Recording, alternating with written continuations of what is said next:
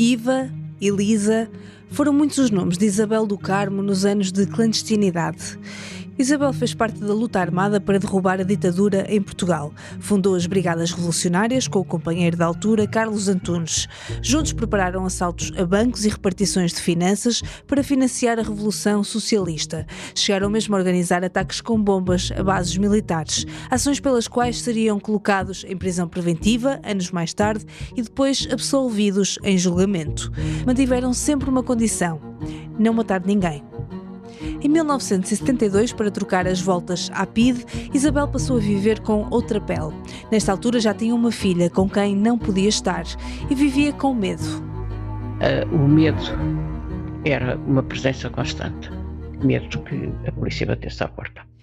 Mas isso havia de mudar.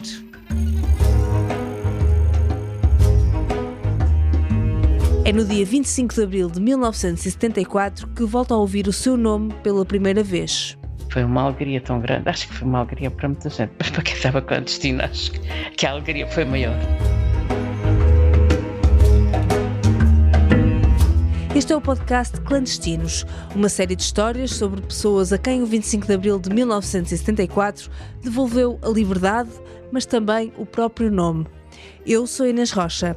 Neste episódio, a jornalista Andrea Friaças leva-nos ao mundo de Isabel do Carmo, hoje mais conhecida pelo seu trabalho como médica, em particular na área do estudo da obesidade.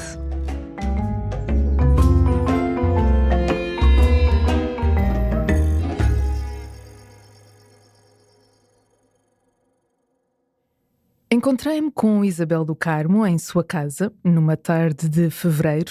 Levava comigo 2 folhas com perguntas, mas a conversa foi-se perdendo do guião. Regressámos aos dias em que tinha medo que a campainha tocasse, em que o seu nome era segredo e em que o amor tinha de contornar as esquinas.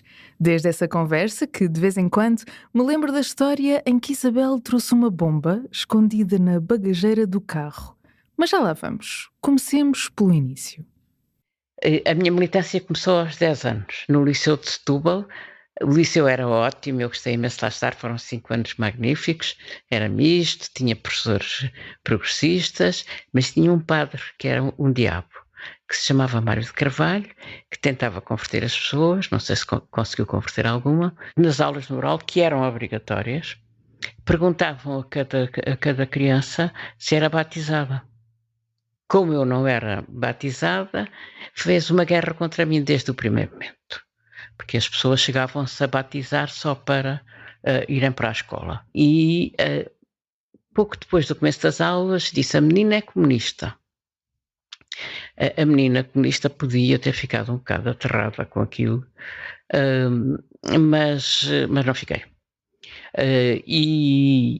E, portanto, daí em diante, durante os 5 anos que eu lá estive, havia uma guerra entre mim e o padre. Portanto, havia aqui um combate contra os não católicos. Portanto, abriram-se as hostilidades. Isabel do Carmo começava assim uma vida de militância em pleno Estado Novo, numa altura em que questionar ou desobedecer ao regime tem custos e a oposição é forçada a mergulhar na clandestinidade. Mais tarde, no Liceu Maria Amália, em Lisboa, Isabel distribuiu panfletos clandestinos. Uma amiga minha do Barreiro, ela pôs-me os panfletos na mão e explicou-me. E eu distribuí-os. Foi uma ação muito breve, mas enfim, foi o contacto com a resistência clandestina. E participou nas lutas académicas, quando estudava na Faculdade de Medicina. Na primavera de 1962, foi a única mulher a falar no plenário do Estádio Universitário. Falava quem queria e Isabel atreveu-se a falar, mesmo que a seguir a esperassem confrontos com a polícia. Na tribuna disse que a mulher já não é só o repouso do guerreiro, é guerreiro também. E para estas guerreiras, mais tarde ou mais cedo, os caminhos começavam-se a estreitar.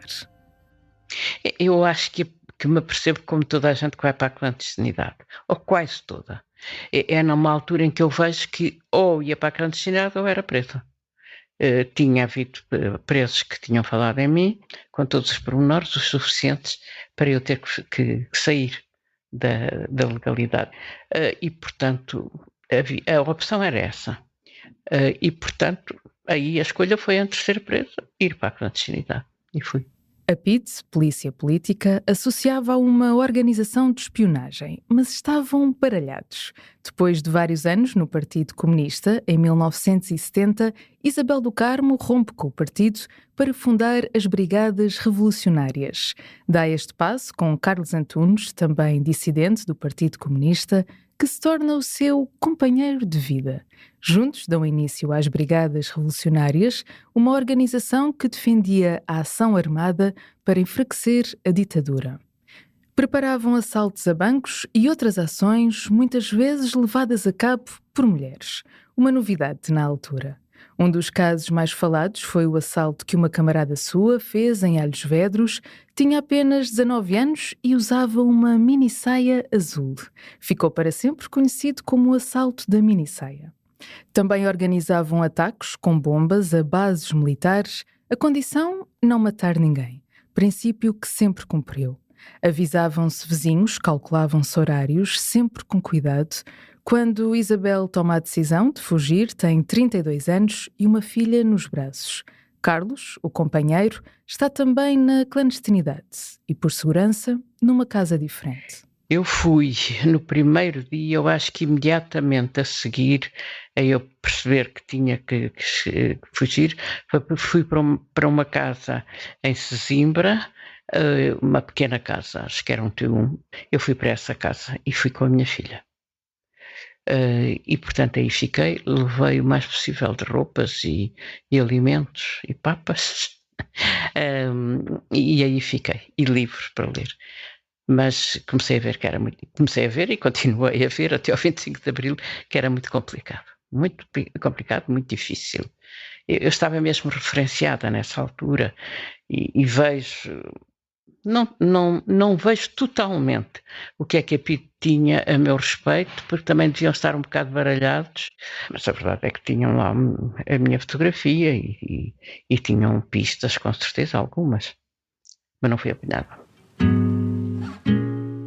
No final de 1972, depois de ser denunciada, Isabel abranda a ação nas brigadas e, dentro de casa, com a filha, as dificuldades eram outras. Estar com uma criança pequenina na clandestinidade é muito complicado.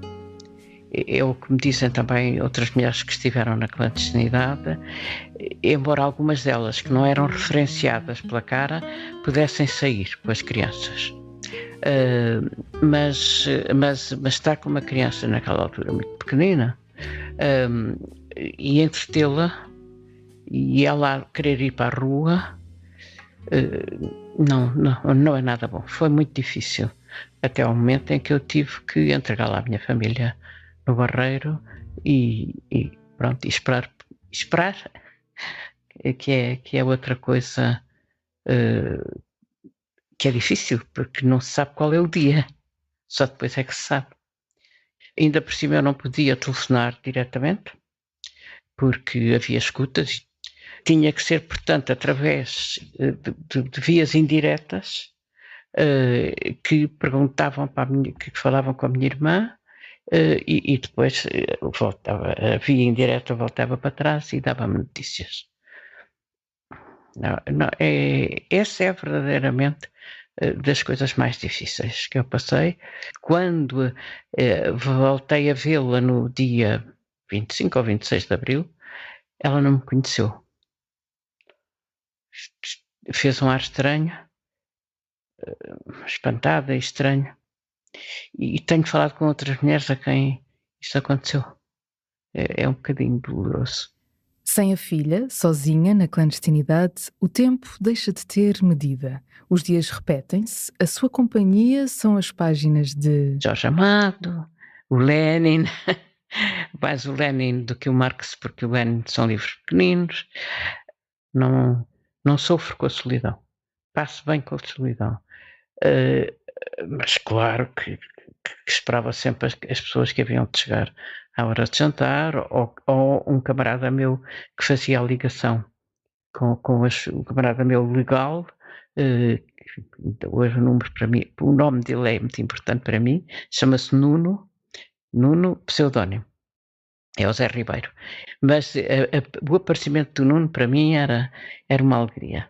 Levava-me comida, levava-me livros, levava-me recados, notícias, muitas vezes a ligação com o Carlos Antunes, e portanto o Nuno era fundamental. De Sesimbra até ao Porto, estes jantares e visitas foram acontecendo em várias casas, em quase 2 anos de clandestinidade. Eu e o Carlos Antunes uma vez contámos, mas como eu depois não tinha casa depois do 25 de Abril e andava também de casa em casa, acho que contámos 17. Tive muitas. Uma vez estava em casa de um colega meu e um colega muito amigo e muito colaborante nestas coisas. Estava em casa dele com a primeira mulher e veio a empregada da casa, eles dois eram médicos, tinham uma empregada, e veio a empregada e disse-me: estão lá uns homens embaixo a ver quem é que está aqui em cima. Eu peguei numa malinha, num necessaire que tinha e desci pelas escadas abaixo e eles subiram para o elevador. E cheguei lá abaixo, eles devem-se ter baralhado. Havia uma carrinha, eles devem-se ou se baralharam, não me reconheceram imediatamente, ou estavam à espera que houvesse outras pessoas lá em cima, nomeadamente o Carlos Antunes. Eu saí dali rapidamente, enfiei-me dentro de uma mercearia. Na mercearia fui telefonar a dizer o que é que tinha acontecido e depois fui-me refugiar numa outra casa clandestina. Ou seja, eu estive ali num risco absoluto de ser presa e ainda hoje estou para perceber porque é que eles não me deitaram a mão quando eu saí. E isso foi verdadeiramente um momento em que eu escapei. E ainda estou para perceber.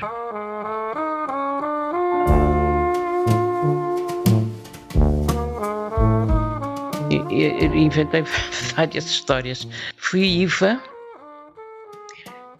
fui Elisa nas Brigadas e não me lembro dos outros. São estes também que constam na Torre do Tombo.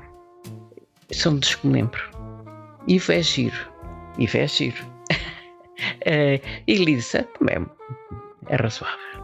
No livro Mulheres de Armas, Isabel escreve no prefácio que os pseudónimos são nomes de guerra em nome da paz. Ficam-nos na cabeça, batem-nos na cabeça. Tal foi o esforço de interiorização de uma realidade que era a nossa realidade. Uma segunda vida por trás da vida. É um bocado ter outra pele. É como se fizesse teatro. Porque as vestimentas eram mais protocolares do que as que eu habitualmente usava. Tinha uma peruca. No outro dia tinha a peruca, agora já não sei onde é que ela está, mas era loura. E pintava-me, maquiava-me. As pinturas eu gostava porque gosto imenso de me pintar e, portanto, parecia uma senhora normal. E por outro lado, era um tempo de decisão, de pensar: tenho que fazer isto, este é o meu dever e não posso voltar atrás. Do ponto de vista de consciência, era muito isto. E a convicção de que o que estava a fazer era correto e era o que devia ser feito. Estas convicções, que são mais de ordem filosófica e moral, entram depois em contradição com as emoções. As saudades da minha filha e o medo de ser apanhada pela polícia. Uma mãe sem a filha, uma mulher sem nome e o medo. E isto era uma vida muito difícil e com medo. As pessoas agora começam a falar nisso.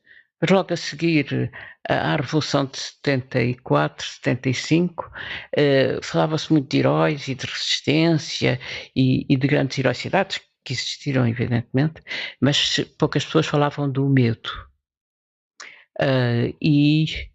O medo era uma presença constante. Medo que a polícia batesse à porta. Estive numa casa clandestina que tinha um toque de campainha que eu hoje ainda não suporto. Porque cada vez que batiam à porta, podia ser um camarada, mas também podia ser a polícia. Havia medo, é certo, mas também havia amor.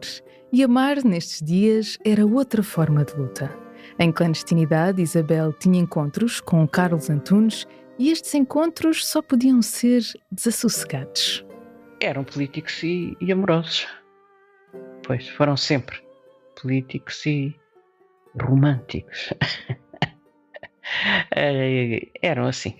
O viver em clandestinidade dá é o que eu digo, alguma pica. Porque as coisas proibidas dão pica, não é? A distância também dá estímulo. Bom, e portanto aqui neste caso havia esse estímulo. E por outro lado éramos muito coincidentes sobre a forma de pensar as coisas.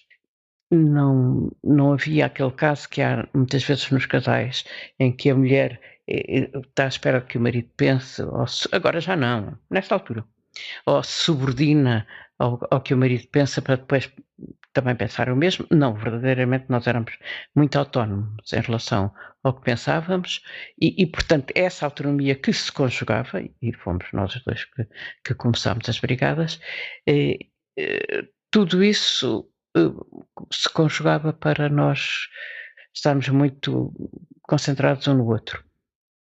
Tínhamos encontros clandestinos, super vigiados, com os chamados cortes, que era não sair do sítio onde se está para o sítio onde o outro está, sempre sem cortar a meio do caminho várias vezes para ver se alguém vinha atrás de nós ou se havia vigilâncias. Fizemos esses cortes sempre, com muito cuidado, e não me lembro exatamente de certos sítios dos cortes. Há um aqui que era um prédio cuja casa nós usávamos às vezes, e era um prédio da Avenida do Brasil que tinha uma coisa muito boa, que era uma entrada pelo lado da Avenida do Brasil e uma saída por uma rua completamente discreta atrás. E, portanto, eu podia entrar pela frente, ver o que é que se passava por ali e sair para a porta de trás. Foi com Carlos Antunes, a quem sempre tratou pelo nome clandestino Sérgio, que fez uma viagem às escondidas até Paris no final de 1973. Eu estava no Porto e fui à nossa passagem de fronteira. As organizações clandestinas tinham passagens de fronteira. A nossa passagem de fronteira era Montalegre e era com a rede dos contrabandistas. Os contrabandistas é que tinham as redes que depois eram utilizadas politicamente. Portanto, eu fui ter a Montalegre e fui ter a uma aldeia que estava próximo da fronteira. Na fronteira, fui apresentada a um rapazinho, um miúdo, que atravessou comigo, quer dizer, andámos pelos caminhos da montanha até me entregar numa aldeia no outro lado de Espanha, em Espanha, na Galiza, onde comi aqueles ovos com batata que eles fazem muito bom.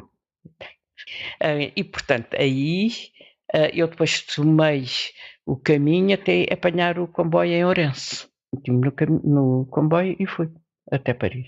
O objetivo era ter um encontro com a Frelimo, a Frente de Libertação de Moçambique, para partilhar informações sobre o movimento das Forças Armadas. Isabel tinha uma camarada cujo namorado estava dentro do movimento e, portanto, sabiam alguns detalhes. O regresso desta viagem ainda hoje faz rir. O Carlos Antunes foi-me levar até à fronteira de Espanha e atravessou a fronteira de Espanha comigo, de carro, com papéis falsos, e com um carro, com um carro assim com bom aspecto. E ele atravessou a fronteira de Espanha comigo e depois deve-me ter levado a Ourense outra vez, já não me lembro bem. E fez esta gracinha que nós durante toda a vida falámos e contámos aos netos, etc. Quando passámos a fronteira, trazíamos um engenho em que estávamos a ver se era usado, estávamos a ver se seria usado, que era desencadear bombas à distância, com telecomando. começava-se a pensar nestas coisas dos telecomandos e eu trazia esse engenho na bagagem do carro. Estávamos a passar no País Basco e o polícia perguntou ao Carlos Antunes, que era ele que conduzia, o que é que leva aí no porta-bagagens? E ele disse, uma bomba. E era uma bomba. A polícia achou que era uma graça. E eu fiquei gelada. E depois foi tratado de papéis lá, não sei o quê, do seguro, do carro, nas calmas, e eu na fronteira com a bomba ali parada, depois dele dizer isto. Finalmente, quando ele voltou para o carro e nos fizemos a caminho, deve ter sido de Ourense, bom, lá descontraí. Mas é uma graça que nós... Ele era muito bom nas fronteiras. Ele era muito bom a disfarçar. E é realmente das coisas da minha vida de que eu me orgulho. Porque uma pessoa estar fora, tipo em Paris, uns dias, estar em liberdade, andar na rua em liberdade, ir ao cinema, fazer tudo o que se fazia nas democracias e depois vir-se meter no buraco, era determinação, foi determinação. E eu orgulho-me disso. É uma questão de amor próprio. Para mim era isto. Era muito humilhante para mim próprio voltar atrás. Acho que nestas questões de decisão e de resistência, perante nós próprios não podemos voltar atrás. É uma questão de dignidade. Eu, se tivesse recuado, tenho a certeza que ainda hoje isso me marcaria. Nunca pus em causa, nunca tive dúvidas sobre aquilo que estava a fazer. Acho que tudo o que fiz foi correto, não me arrependo de nada. A única coisa que eu ponho em causa era sempre, tanto antes como depois do 25 de Abril, os meus filhos. De resto, nunca pus em causa aquilo que estava a fazer. Não quer dizer que nos detalhes não pusesse, não é? Não sou como o Cavaco, que nunca se enganou e teve sempre razão, não é? Enganei-me com pessoas, tive dúvidas em relação a questões práticas, com certeza. Mas foram sempre dúvidas ao lado. O telemóvel de Isabel toca, a conversa e adensa. Tenho um momento para voltar a olhar para as minhas perguntas. Estamos sentadas no sofá da sua sala, quadros, livros, fotografias por todo o lado, e neste processo de vasculhar a memória, que agora retomamos, Muito obrigada por ter telefonado. Não deu nada, beijinho. passamos para o 25 de Abril. O melhor que eu me lembro da clandestinidade é quando o Nuno chega à casa onde eu estou no Porto, no dia 25 de abril de 1974, e diz: houve um movimento militar e o governo vai cair. Foi uma alegria tão grande, acho que foi uma alegria para muita gente, mas para quem estava clandestino, acho que a alegria foi maior. Meti-me num carro, que era nosso, da organização, e vim por aí abaixo sozinha. E eu vim para aí abaixo sozinho com o carro, conduzi pessimamente, com certeza, que é o que diz a minha família, mas as estradas estavam desertas, as estradas estavam completamente desertas, e fui direitinho ao Barreiro, ter com a minha filha. Entretanto, os camaradas do Barreiro já tinham andado com a minha filha aos ombros a fazer a manifestação, e ela satisfeitíssima da vida com isso, e nessa altura ela começou a dizer uma palavra que eu percebi depois que era camarada. Camarada. Uma coisa qualquer que era camarada. Quando se dirigia às pessoas era camarada. Enfim, foram dias extraordinários. Com o 25 de Abril terminam as ações armadas das Brigadas Revolucionárias, mas a luta continua. Foi uma euforia tão grande. Ia fazermos cartazes, ia fazermos faixas e entrarmos, uma casa clandestina que tínhamos ao perto do Jardim Zoológico passar a ser uma casa legal, e uma que tínhamos em Linda a Velha também passar a ser uma casa legal. Foi uma euforia tal nessas coisas. Eu ia buscar a minha filha andar atrás de mim, às vezes ia fazer comícios com ela descarranchada na cintura. Nunca mais a larguei. A verdade é que nunca mais a larguei. Lembro-me bem desses primeiros dias assim. Há memórias que estão vivas pela força da repetição. Isabel, mulher de Abril, recordou estes dias em várias entrevistas ao longo dos anos. Mas o que é que foi esquecendo? O que é que fica por lembrar? Talvez, embora tivessem sido importantes, eu vá esquecendo os encontros com o Carlos Antunes. Porque nós não... Depois separámos no fim dos anos 90 e depois dávamos muito porque ele alugou uma casa aqui em frente, falávamos muito das pessoas, das coisas, dos movimentos. Acho que nunca falámos dos nossos encontros. Eu estou a refletir nisto agora consigo, porque é sempre bom. É assim que as pessoas fazem na psicanálise, não é? Vão-se lembrar de coisas que só isso é que as faz lembrar. Mas a verdade é que eu sentava-me aqui, ele sentava-se ali e nunca falámos desses momentos. Talvez para nós tenham momentos que eram tão perigosos que tenham ficado ocultos. É verdade. Para o país, Isabel nunca escondeu que sonhava com uma revolução socialista de poder popular. E para si? Para a minha vida, eu sonhava com uma vida normal. Que tivesse crianças, que as crianças tivessem as coisas que as crianças costumam ter, que eu lidasse com a vida normal. Quando caí na vida normal, depois do 25 de Abril, estranhava. E o Carlos Antunes, que se habituou mais depressa à vida normal, dizia: mas afinal, tu não estás a fazer disto uma festa. Na vida privada, na rua, era uma festa. Na vida privada, eu estranhava um bocado. Porque às vezes estávamos com a minha filha e fazer uma vida normal era complicado. E às vezes eu estava um bocado apreensiva, andar de um lado para o outro, com a criança, ter condições, não sei o quê.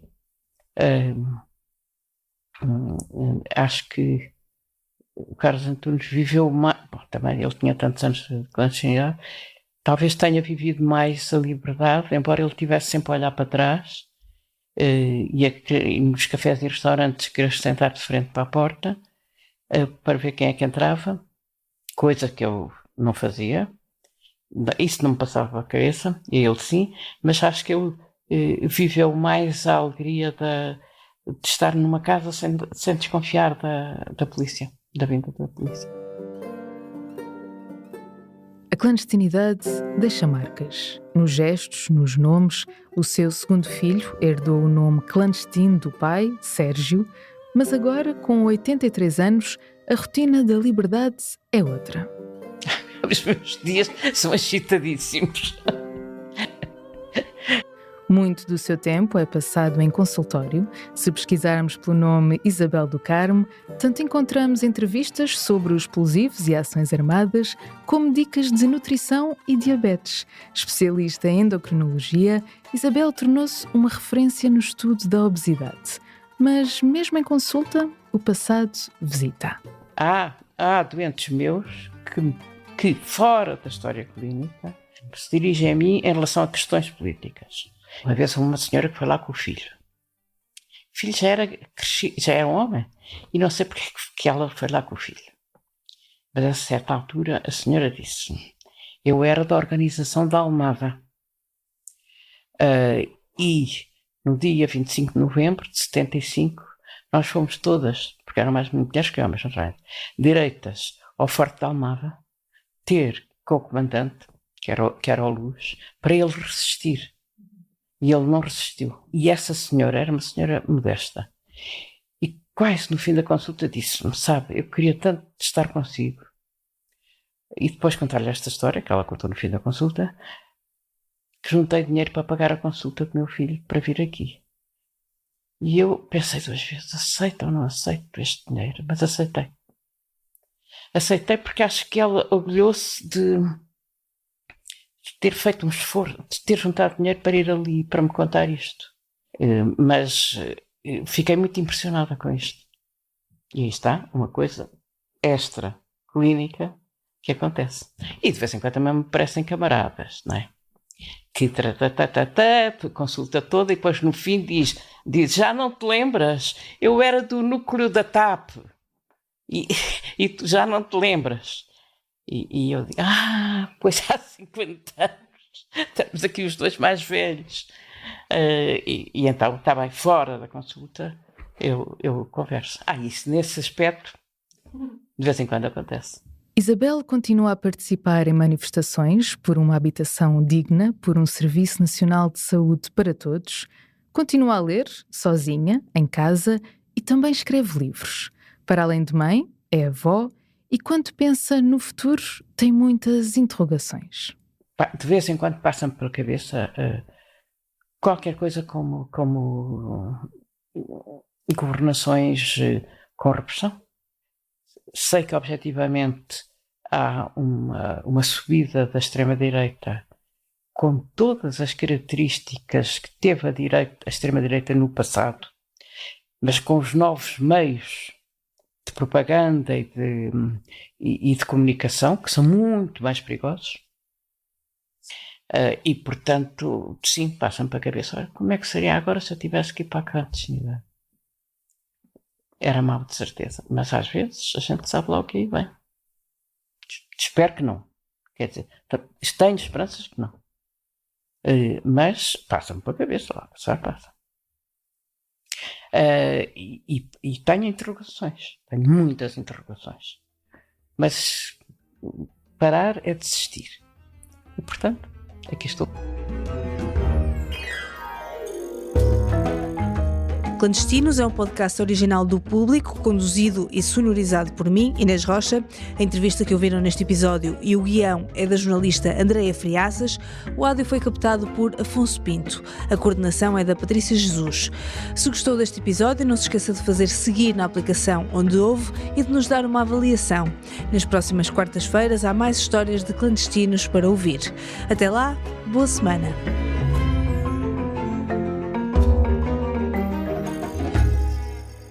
O Público fica no ouvido.